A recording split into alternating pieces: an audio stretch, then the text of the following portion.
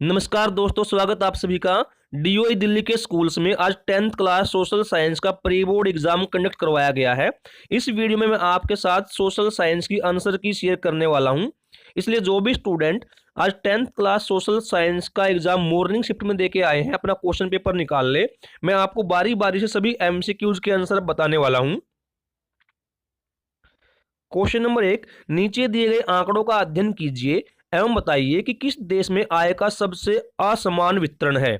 इस प्रश्न को आप ध्यान से पढ़ें तो आप देखेंगे यहां हमें असमान वितरण बताना है, मतलब एक बराबर नहीं है। इन आंकड़ों को देखने पर आप समझ जाएंगे कि देश 3 में नागरिक 1 को 500, नागरिक 2 को 70,000 और नागरिक 3 को 5,000 आय मिलती है। तो यहां पर सबसे अधिक असमानता है, मतलब बराबर नहीं है। तो हमारा उत्तर बन जाता है सी, देश 3। क्वेश्चन नंबर 2, महात्मा गांधी राष्ट्रीय ग्रामीण गारंटी अधिनियम कब पारित किया गया। इसका आंसर है सी, 2005। क्वेश्चन नंबर 3, वह क्षेत्रक जिसमें प्राकृतिक संसाधनों का प्रयोग करके वस्तुओं का उत्पादन किया जाता है कहलाता है। प्राकृतिक संसाधनों का प्रयोग प्राथमिक क्षेत्रक में आता है, तो हमारा उत्तर बनता है बी, प्राथमिक क्षेत्रक। क्वेश्चन नंबर 4, स्वयं सहायता समूह में बचत एवं ऋण से संबंधित निर्णय लिए जाते हैं। स्वयं सहायता समूह को सेल्फ हेल्प ग्रुप बोलते हैं इंग्लिश में, और इसका जो नियंत्रण है वो इसके सदस्यों द्वारा होता है। तो हमारा उत्तर बन गया बी, स्वयं सहायता समूह के सदस्यों के द्वारा। क्वेश्चन नंबर 4, निम्नलिखित में किसके द्वारा मानव विकास रिपोर्ट तैयार की जाती है। इसका उत्तर है A, UNDP, United Nations Development programme.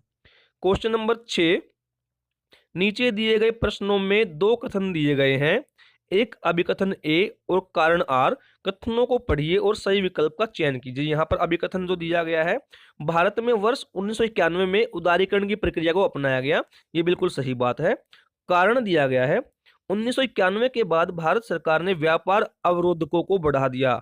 अवरोधक, बैरियर्स, रुकावटें, बाधाएं, कि भारत सरकार ने बाधाएं उत्पन्न की, जो कि गलत है।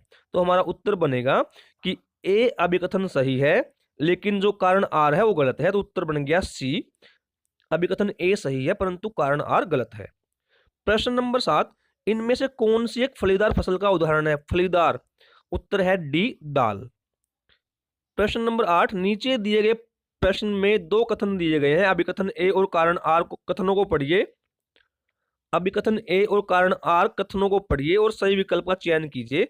अभिकथन, भारत में वन्य जीव अधिनियम 1972 में लागू किया गया था, बिल्कुल सही बात है। अब इसका कारण है, वन्य जीवन एवं और वनों में तेज गति से हो रहे ह्रास के कारण वन्य जीवों का संरक्षण बहुत आवश्यक हो गया था, बिल्कुल सही बात है। तो हमारा उत्तर बनेगा ए, अभिकथन ए एवं कारण दोनों सही है एवं अभिकथन की सही व्याख्या है। प्रश्न नंबर 9,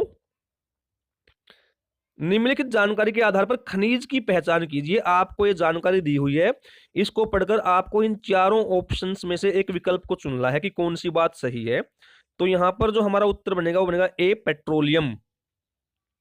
प्रश्न नंबर 10, एक अभिकथन और एक कारण दिया गया है, आपको फिर से पहचानना है कि उनमें कौन कौन सी बात सही है। अभिकथन ए है, 1845 से 1849 के मध्य आयरलैंड में आलू का अकाल पड़ा, बिल्कुल सही बात है। अब उसका कारण दिया गया है, आयरलैंड में आलू की खेती काफी कम की गई थी, यह बात गलत है। वहां पर आलू की फसल में बीमारी लग गई थी। आयरलैंड में उस समय आलू की फसल में बीमारी लग गई थी, तो इसलिए हमारा जो अभिकथन ए है वो तो सही है, कारण गलत है।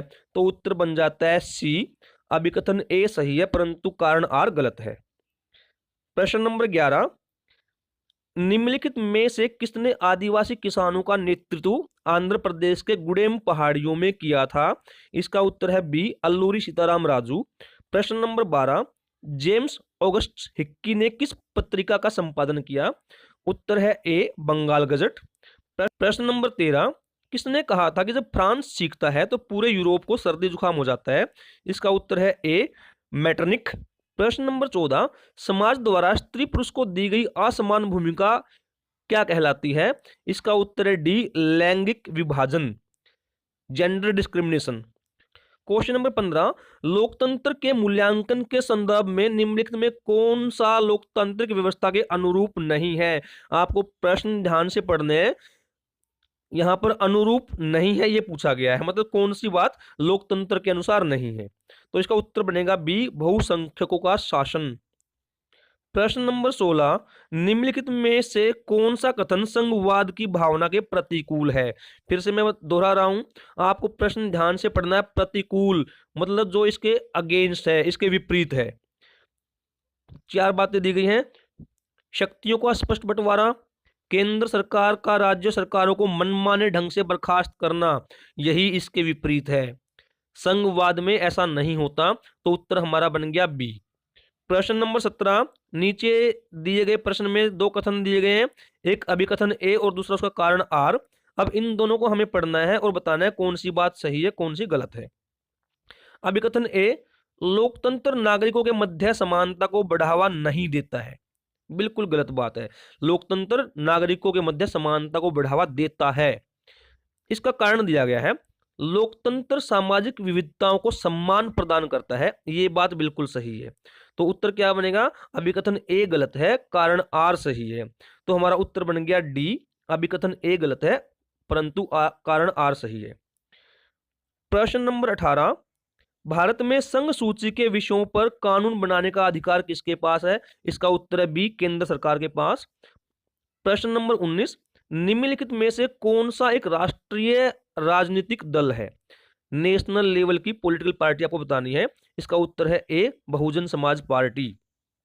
प्रश्न नंबर 20, निम्नलिखित में से कौन सा कथन बेल्जियम के संदर्भ में सत्य नहीं है। क्वेश्चंस आप लोगों को ध्यान से पढ़ने नहीं है, पर यहां जोर दिया गया है, तो जो नहीं है वो बताना है। इसका उत्तर है डी, एक कानून के द्वारा डच भाषा को बेल्जियम की एकमात्र राजभाषा घोषित किया गया। तो ये मैंने आपको सभी एमसीक्यूज के आंसर शेयर कर दिए हैं। अगर जानकारी आपको अच्छी लगती है तो चैनल को सब्सक्राइब कर देना और इस वीडियो को अपने सभी दोस्तों से शेयर कर देना। सभी क्वेश्चंस की आंसर की शाम तक आपको दे दी जाएगी। मैं आपको एक बार बाकी प्रश्न भी दिखा देता हूं। जो इवनिंग शिफ्ट के स्टूडेंट हैं वो इस क्वेश्चन पेपर को एक बार ध्यान से देख लें, क्योंकि आपकी रिमिडियल क्लासेज में आपको ये हल करवाए जाएंगे। ये आपके लिए फाइनल एग्जाम में बहुत इंपॉर्टेंट रहने वाले हैं। इसलिए मैं आपको क्वेश्चन पेपर पूरा एक बार दिखा देता हूं। आप चाहे तो स्क्रीनशॉट लेकर इसको सेव कर सकते हैं, या जो इंपॉर्टेंट प्रश्न हैं उन्हें आप नोट भी कर सकते हैं। ये अनुच्छेद के आधार पर कुछ प्रश्न पूछे गए हैं, जिसको पढ़कर आपको नीचे दिए गए प्रश्नों का उत्तर देना है। अब उसके बाद मानचित्र के आधार पर भी क्वेश्चन दिया गया है। आखिरी प्रश्न आपका मानचित्र के बेस पर है। तो आपको मैंने कंप्लीट पेपर भी दिखा दिया है। ये आज मॉर्निंग शिफ्ट का पेपर मैंने आपके साथ शेयर किया और सभी एमसीक्यूज की आंसर की भी आपको दिखा दी है।